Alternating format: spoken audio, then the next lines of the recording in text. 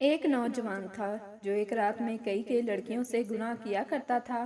اس کا معمول تھا کہ روزانہ شام کو ہر گناہ کتاب میں لکھ لیا کرتا کہ آج کے دن اس نے کون سی غلطی کی، آج کے دن میں اس نے کون سی خطا کی، آج کے دن میں اس نے کتنی لڑکیوں کی عزت لوٹی، آج کے دن میں کتنوں سے زنا کیا اور کتنے لوگوں کا حق مارا، اور جو 24 گھنٹوں کے گناہ ہوتے شام کو اپنی ڈائری میں لکھتا۔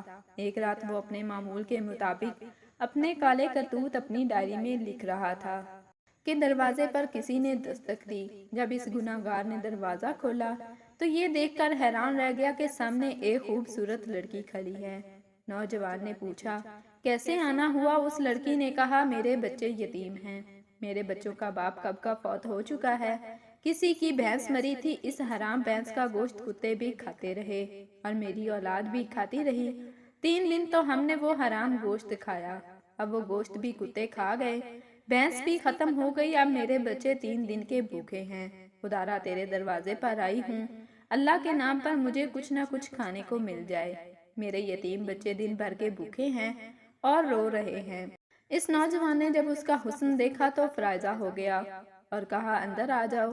جب یہ لڑکی گھر کے اندر آئی تو اس نوجوان نے پیچھے سے دروازہ بند کر کے کنڈی لگا لی۔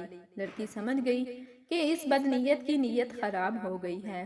اب اس نوجوان نے کہا کہ اے لڑکی، میں تیری ہر ضرورت پوری کرنے کو تیار ہوں، تجھے کھانا پیسے راشن دینے کو تیار ہوں، لیکن میری ایک شرط ہے اور وہ شرط یہ ہے کہ میری خواہش پوری کرنی پڑے گی۔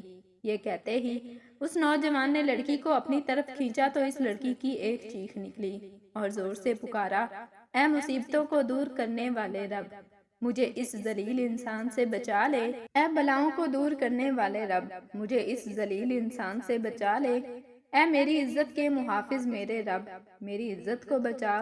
اس لڑکی نے کہا، اے نوجوان نادان، تو مجھے موت سے غافل نظر آ رہا ہے، کیا تو نہیں جانتا ہے کہ تجھ سے پہلے بڑے بڑے طاقتوروں کو موت نے نیلام گھاٹ میں اتار دیا، ان کو سوائے کفن کے کچھ بھی نصیب نہیں ہوا، جو انہوں نے بڑے بڑے گھر آباد کیے تھے اور وہ خالی کے خالی رہ گئے۔ اے نادان، یہ حشر صرف انہی کا نہیں ہوا، وہ دن آنے والا ہے، تیرا بھی یہی حشر ہونے والا ہے۔ اے شیطان کی چال میں پھنسنے والے نوجوان، اپنی آنکھیں کھول، قیامت کے دن اپنے رب کو کیا منہ دکھائے گا؟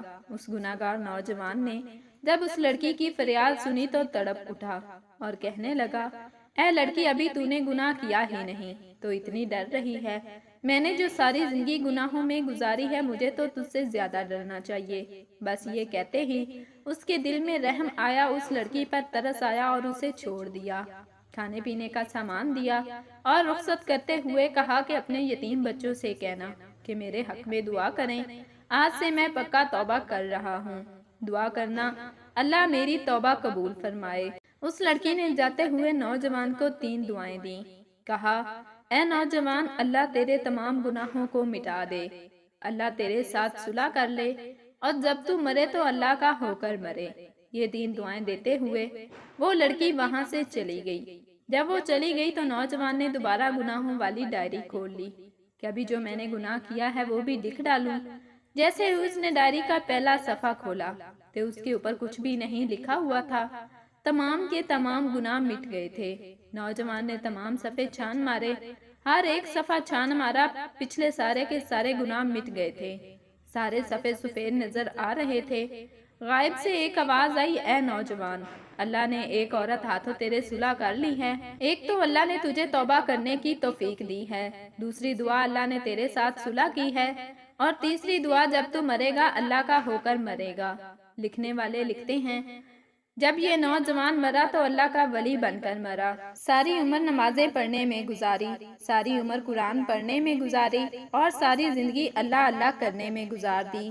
اللہ کو اسی طرح راضی کیا کہ جب مرا تو اللہ کا ولی بن کر مرا تھا۔ اللہ ہمیں ان تینوں کی توفیق عطا فرمائے، آمین۔